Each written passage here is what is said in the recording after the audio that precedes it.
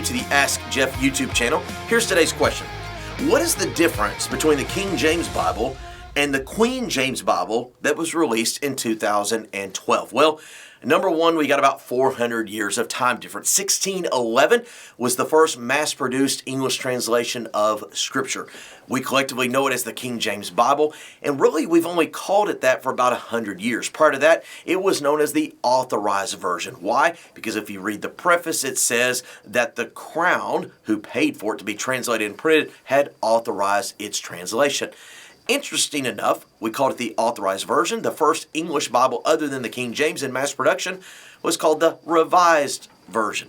Just kind of an interesting little tidbit there. 400 years later, 2012, there is a Bible translation that comes out called the Queen James Bible. Feel free to Google it, do your own research. Here's the gist of the matter.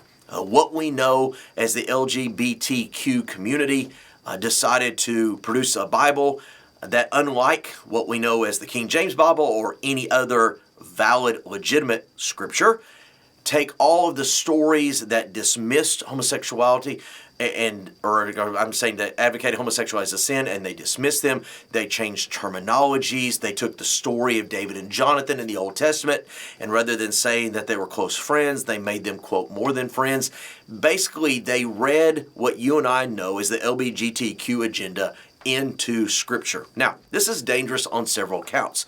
Hermeneutically, or Bible study speaking, it's called eisegesis, which is forcing your opinion into the Scripture. So really, the Queen James Bible is not a translation at all. The name itself is almost a spoof of the original mass-marketed English translation. All it really is a piece of propaganda. It is the LGBTQ community taking what you and I know as the Bible and using it as a, quote, prop for their own agenda and the position that they'd like to advocate. So again, it's really not a translation. It is simply a piece of propaganda and agenda. 400 years after the original English mass-translated true Scripture. Great question. If you have one, send it to AskJeff.net. Maybe your question will be tomorrow's. Thanks for being a part of today's daily question. Now, we answer a question each and every day. Please feel free to submit a new question at AskJeff.net. We may not have gotten to yours today, but we eventually will continue to be a part of this. Subscribe so you don't miss out on a question every day.